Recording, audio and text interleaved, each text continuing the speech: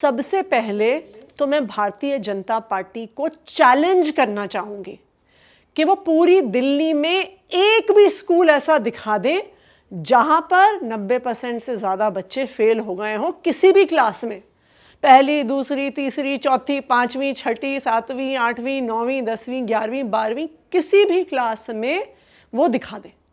Bharatiya Janata party के नेता सरासर झूठ बोलते हैं, झूठे आरोप लगाते हैं। खुद तो उन्हें अपने शासित राज्यों में सरकारी स्कूल ठीक करने नहीं है, स्कूलों को टिन शेड में चलाते हैं, बच्चों की पढ़ने की व्यवस्था नहीं है। और जहां पर दिल्ली सरकार, अरविंद केजरीवाल की सरकार दिल्ली के बच्चों को शानदार शिक्षा देने के लिए काम कर रही है, जहां पे अरविंद केजरीवाल की सरकार में बच्चे प्राइवेट स्कूल छोड़ कर सरकारी स्कूल में आ रहे हैं, वहां पर भारतीय जनता पार्टी के पास झूठे आरोप लगाने के अलावा कोई काम नहीं है। क्या रिवैल्यूएशन के लिए बोला गया है डीओई की तरफ से शिक्षकों को? देखिए, भारतीय जनता पार्टी की समस्या क्या है कि अगर उनके नेता पढ़े लिखे होते तो वो जो सरकारी ऑर्डर है उनको पढ़ पाते, उनको समझ पाते। पर हमें भी पता है, आपको भी पता है कि भारतीय जनता पार्टी के नेता कितने पढ़े लिखे हैं। अगर उन्होंने आदेश पढ़ा होता तो वो सिंपल एक रीचेकिंग का प्रोसेस है जो हर साल होता है, क्योंकि बच्चों की एग्ज़ाम्स की प्रक्रिया में मार्क्स उनकी कॉपी से रजिस्टर से ऑनलाइन अपलोड किए जाते हैं।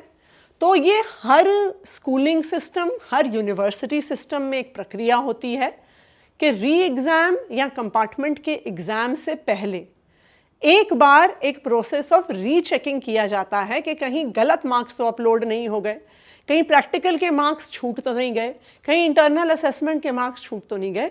और ये प्रक्रिया हमेशा से दिल्ली के सरकारी स्कूलों में चलती रही है। पर अगर भारतीय जनता पार्टी वाले पढ़े लिखे होते तो वो ज़रूर सरकारी आदेश को ठीक से पढ़ पाते और समझ पाते।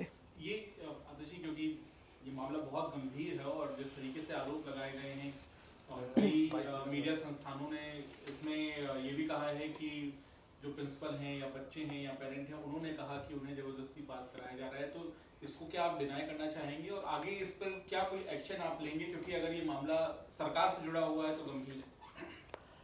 तो अब इसमें आरोप क्या है? क्या बच्चों के मार्क्स चेक करना गलत है? क्या अगर उसमें गलती हो गई है अपलोड होने में, क्या उसे ठीक करना गलत है? क्या बच्चों का कंपार्टमेंट का एग्ज़ाम लेना गलत है?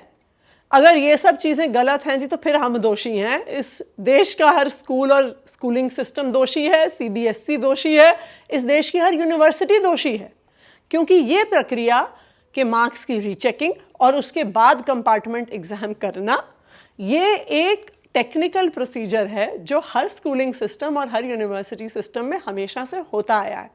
पर समस्या ये भी है कि भारतीय जनता पार्टी के कितने नेता एक्चुअली स्कूल गए हैं ये भी पता नहीं, भारतीय जनता पार्टी के कितने नेता एक्चुअली कॉलेज गए हैं ये भी पता नहीं। अब डिग्री तो कोई दिखाने को तैयार नहीं होता, तो हो सकता है कि स्कूल कॉलेज नहीं गए हैं, तो स्कूल कॉलेज में पढ़ाई का सिस्टम कैसा होता है, एग्जामिनेशन का सिस्टम कैसा होता है, शायद समझ नहीं पाते हैं।